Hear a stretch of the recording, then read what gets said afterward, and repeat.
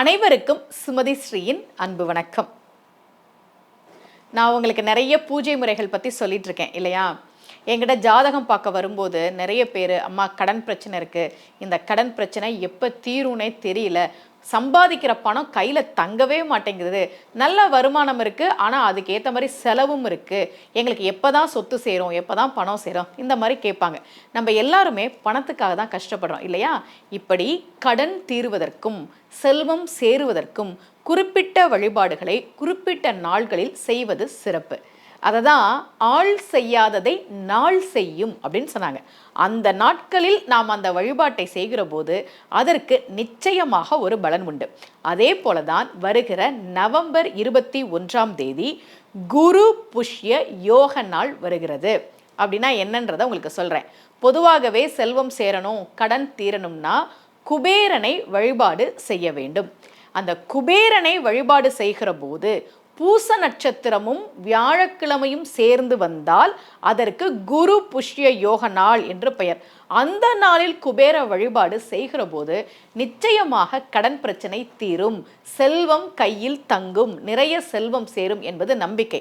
அதனால வருகிற நவம்பர் 29 வியாழக்கிழமை பூச நட்சத்திரத்தோடு சேர்ந்து குரு புஷ்ய யோக நாளாக வருகிற நாளில் நாம் எல்லோரும் கண்டிப்பாக குபேர பூஜை செய்ய வேண்டும். எப்படி பண்ணணும்னு சொல்கிறேன். எப்பவுமே வியாழக்கிழமை சாயந்தரம் அந்த 5:30 மணிக்கு மேலே குபேர காலம்னு பேர். ஒரு 8 மணி வரைக்கும் நம்ம எடுத்துக்கலாம், 8:30 மணி வரைக்கும் கூட குபேர காலம் தான்.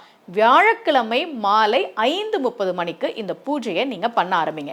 ஏற்கனவே தீபாவளிக்கே நான் உங்களை லக்ஷ்மி குபேரர் பூஜை பண்ண சொன்னேன், ஞாபகம் இருக்கா? அப்போ நம்ம ஒரு எந்திரம் வரைஞ்சி அந்த பூஜையை பண்ணோல, அதே எந்திரத்தை வச்சு தான் இந்த பூஜையை நம்ம பண்ண போகிறோம். சாயந்தரம் 5:30 மணி போல் வீட்டு வாசலில் நல்ல மெழுகி கோலம் போட்டு 2 தீபம் ஏற்றுங்க. 5:30 மணிக்கு நீங்கள் தீபம் ஏற்றுறீங்கன்னா அது கொஞ்சம் நேரம் அந்த தீபம் இருக்கட்டும். ஒரு 6 மணி போல் அந்த தீபத்தை வீட்டு வாசலில் ஏற்றுன அந்த தீபத்தை பூஜை ரூமில் கொண்டு வந்து வைங்க.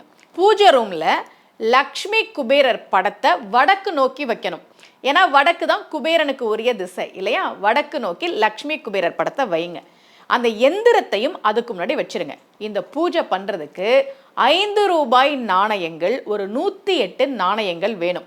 108 நாணயங்கள் 5 ரூபாய் இப்போ தயார் பண்ண முடியாதே, என்ன பண்ணுறதுன்னா முடிஞ்ச வரைக்கும் நீங்கள் 5 ரூபாய் நாணயங்கள் எடுத்துக்கங்க. மீதி வேற நாணயம், ஏன்னா நாணயத்தால் தான் நம்ம அர்ச்சனை பண்ண போகிறோம், மீதி வேற நாணயங்கள் இருந்தால் எடுத்துக்கங்க. அல்லது 108 நாணயங்களுக்கு ஒரு 20 நாணயம் குறையுதே, என்ன பண்ணுறதுன்னா வில்வ இலை எடுத்துக்கோங்க. முடிஞ்ச வரைக்கும் 108 5 ரூபாய் நாணயங்களை வச்சு பண்ணுறது சிறப்பு. மற்றதெல்லாம் உங்களுக்கு ஆப்ஷன் தான். வில்வ இலை எடுத்துக்கலாம், மீதி எண்ணிக்கைக்கு மற்ற நாணயங்களும் நீங்கள் எடுத்துக்கலாம். நான் உங்களுக்கு குபேரனுடைய மந்திரம் டிஸ்கிரிப்ஷனில் கொடுக்குறேன். அதே மாதிரி குபேரனுக்கான 108 போற்றியும் சொல்கிறேன். இந்த குபேர பூஜையை நீங்கள் விநாயக பெருமானை வணங்கி, உங்கள் குலதெய்வத்தை வணங்கி, பின் குபேரரை வணங்கி, ஏன்னா செல்வம் நிலைத்திருப்பதற்கு குபேரனுடைய அருள் ரொம்ப ரொம்ப தேவை. மகாலட்சுமி தாயார் நமக்கு செல்வத்தை கொடுப்பவர். நமக்கு நிறைய பணம் சேரணும், நிறைய செல்வம் சேரணும்னா மகாலட்சுமி தாயாரினுடைய கருணை கடாட்சம் நம்ம மேலே படணும். அப்படி நமக்கு கிடைக்கிற செல்வம் நிலைச்சு இருக்கணும்னா அதுக்கு குபேரனுடைய அருள் நமக்கு தேவை. அதனால் விநாயக பெருமானை வணங்கி, குலதெய்வத்தை வணங்கி, இப்போ இந்த குபேரனுக்கு இந்த நாணயங்கள்லாம் இருக்குது இல்லையா, இந்த ஒவ்வொரு நாணயத்தையும் எடுத்து ஒவ்வொரு போற்றியாக சொல்லி நாம் அர்ச்சனை பண்ண போகிறோம். நீங்கள் அர்ச்சனை பண்ணுங்கள். இப்போ வீட்டில் 4 பேர் இருக்கிறீங்கன்னு வச்சுக்கோங்களேன். ஒருத்தர் அந்த 108 போற்றியை நீங்கள் படிச்சுக்கிட்டே இருங்க. மீதி எல்லாரும் கொஞ்சம் கொஞ்சமாக நாணயத்தை எடுத்து போடலாம். ஒருத்தர் 10 நாணயம் போடுறது, மீதி 10 நாணயத்தை இன்னொருத்தர் போடுறது, இப்படி எல்லாருமே சேர்ந்தும் இந்த அர்ச்சனையை நீங்கள் பண்ணலாம். 108 போற்றி சொல்லி நாணய அர்ச்சனை செய்த பிறகு நிவேதனம் வைக்க வேண்டும். உங்களால் என்ன நிவேதனம் வைக்க முடியுமோ அந்த நிவேதனம் வைத்து இந்த வழிபாடை நீங்கள் பண்ணுங்கள். இப்போ ஒரு 6 மணிக்கு இந்த பூஜையை நீங்கள் ஆரம்பிக்கிறீங்க அப்படின்னா 7 மணிக்கு நம்ம முடிச்சிருவோம் இந்த பூஜையை.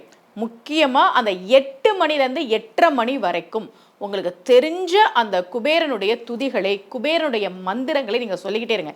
ஏன்னா அந்த நேரத்துக்கு குரு ஓரைன்னு பேர். வியாழக்கிழமை இரவு 8 மணிலேருந்து 9 மணி வரைக்கும் உள்ள காலத்திற்கு குரு ஓரைன்னு பேர். அந்த குரு ஓரையில் பூச நட்சத்திரமும் வியாழக்கிழமையும் சேர்ந்திருக்கக்கூடிய குரு புஷ்ய யோக நாளில் குபேர பூஜை செய்கிற போது கடன் தீரும், செல்வம் சேரும், வருகிற பணம் தங்கும் என்பது நம்பிக்கை. இது எப்ப நிறைவு பண்ணணும் தெரியுமா? மறுநாள் வெள்ளிக்கிழமை அன்னைக்கு தான். ஏன்னா இந்த பூஜைக்கு பேரே என்ன? லக்ஷ்மி குபேர பூஜை. குபேரர் பூஜைனாவே லக்ஷ்மி குபேரர் பூஜை தான். மறுநாள் வெள்ளிக்கிழமை வருது இல்லையா? அப்போ சுக்கிர ஓரை நேரத்தில் காலையில் 6 மணிலேருந்து 7 மணி வரை, அல்லது மதியானம் 1 மணிலேருந்து 2 மணி வரை, அல்லது இரவு 8 மணிலேருந்து 9 மணி வரை, இந்த நேரத்தில் உங்களுக்கு எது வசதியோ அந்த நேரத்தில் மகாலட்சுமி தாயாரை தாமரை பூவால் அர்ச்சனை செய்து மகாலட்சுமிக்கு உரிய ஸ்தோத்திரங்களை சொல்லி, முக்கியமாக கனகதாரா ஸ்தோத்திரம். என்னோட ஃபாலோவர்ஸ் நிறைய பேருக்கு நான் கனகதாரா ஸ்தோத்திரம் படிங்க, முக்கியமாக வெள்ளிக்கிழமை படிங்க, சுக்கிர ஓரையில் படிங்கன்னு சொல்லி அவங்க வாழ்க்கையில் ஒரு பெரிய முன்னேற்றம் இருக்குது. வெள்ளிக்கிழமை சுக்கிர ஓரையில் மகாலட்சுமி தாயாரை தாமரை பூவால் அர்ச்சனை செய்து கனகதாரா ஸ்தோத்திரம் படித்து மகாலட்சுமி தாயாருக்கு உரிய மந்திரங்களை சொல்லி வழிபாடு செய்து வெண்மொச்சை நிவேதனமாக வைக்கணும்.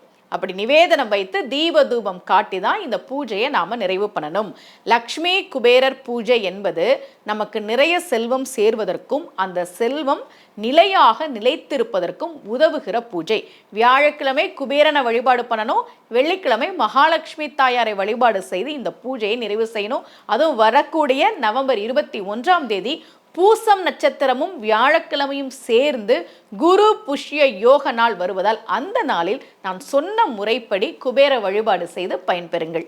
மீண்டும் சந்திக்கலாம். அனைவருக்கும் அன்புடன் சுமதி ஸ்ரீ.